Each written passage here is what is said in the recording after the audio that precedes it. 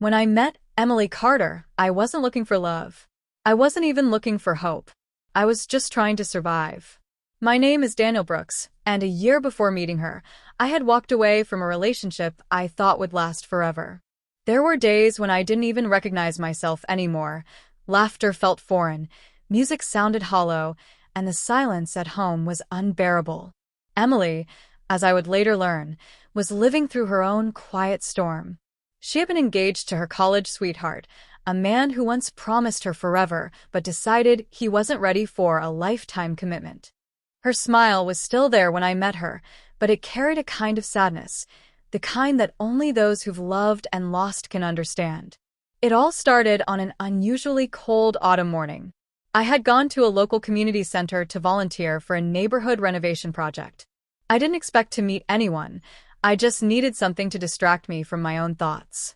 She was there, standing near the donation tables, carefully arranging boxes of clothes.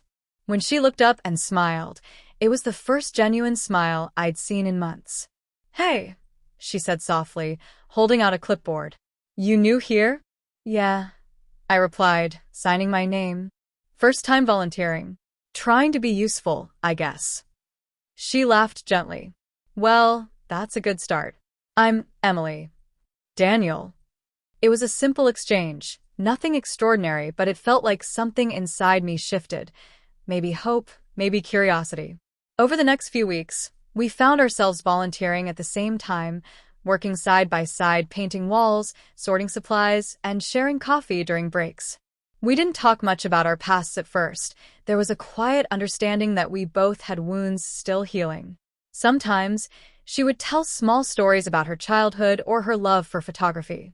Other times, she would just sit quietly, staring at the sky as if she were trying to find something she had lost up there. I didn't push her. I knew that silence can be comforting when words feel too heavy. One evening, after we'd finished painting the last room, it started raining, the kind of soft, lingering rain that seems to slow down time. The center was almost empty, and she stood by the window, her fingers tracing raindrops down the glass. "Do you ever feel like you're waiting for your heart to catch up with your life?" she asked suddenly.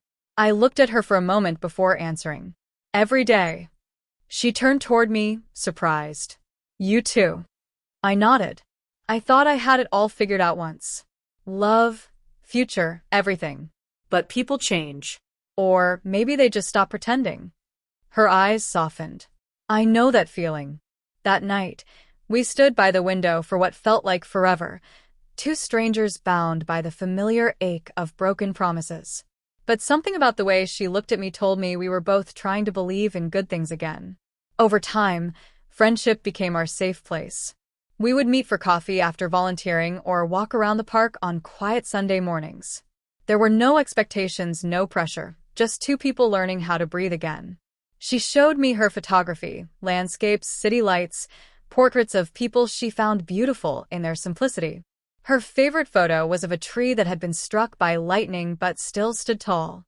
"It's broken," she said, "but it's still alive." I smiled. "Sounds like us." Her laughter that day felt like sunlight breaking through clouds. But healing is never linear. There were days when Emily would go quiet, staring at her phone as if waiting for someone who'd never call again. And there were nights when I'd catch myself scrolling through old messages, remembering the life I thought I wanted. We never pretended to be over our pasts. We just helped each other carry the weight. Months passed and winter arrived. We decided to host a small charity event for the community, a food drive and art exhibition to raise funds. Emily wanted to display her photographs, but she was nervous. "What if nobody likes them?" she asked one night while we were setting up. "They will," I said softly, "because they'll see what I see." She looked up, her eyes glistening. "And what's that?" "Someone who turns pain into something beautiful." That was the first time I realized I was falling for her.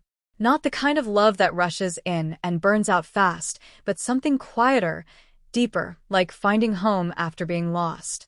The event was a success.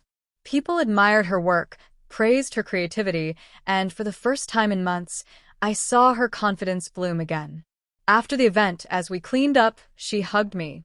It wasn't romantic or dramatic, just a long, grateful embrace that said everything words couldn't. But love, even when it's healing, is fragile. One night, out of nowhere, Emily's ex-fiancé reached out to her. I found out when she didn't show up to our usual coffee spot. She texted later, apologizing, saying she needed time to think. My chest tightened, that old fear of being not enough creeping back. I gave her space, but it hurt. For weeks, I tried convincing myself I was fine. Then, one snowy evening, she showed up at my door. She looked exhausted, like someone who had finally stopped running. I told him no, she said simply. He wanted to fix things, but it wasn't right. It's not what I want anymore. What do you want? I asked quietly. She took a shaky breath. Peace. And maybe to see where this, she gestured between us, could go. I didn't answer right away. Instead, I stepped closer, gently brushing away a tear that had escaped down her cheek. Then let's take it slow, I whispered. We didn't rush into anything. There were no grand confessions or cinematic kisses under the rain.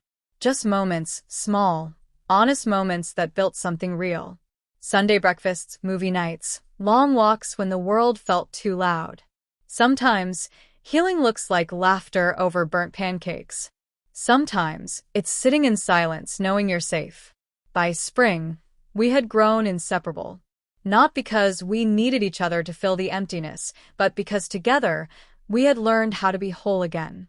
One morning, we revisited that same community center where we first met.